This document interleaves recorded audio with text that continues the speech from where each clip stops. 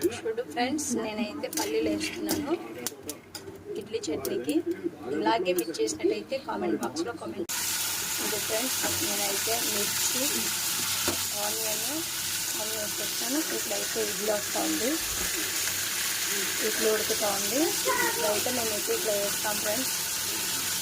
చూడండి, మీరు ఇలాగే చేసినట్లయితే ఇడ్లీ చట్నీ కామెంట్ బాక్స్లో కామెంట్ చేయండి. ఇది ఫ్రెండ్స్, నేనైతే పల్లీలన్నీ మిక్సీలో వేసి సాల్ట్ వేసి ఈ విధంగా పల్లీలు రుబ్బితే ఇలాగ అయ్యింది ఫ్రెండ్స్. ఇలా ఉండండి, ఒక నిమిషం. మిర్చి అన్ని ఫ్రెండ్స్, మిర్చి టమాటా పచ్చిమిర్చి అవన్నీ వేసినాను. కొంచెం వాటర్, ఇందులో వాటర్ వేస్తున్నాను. తర్వాత చట్నీ అయిపోయింది, చట్నీ వేసేసినాను. పల్లె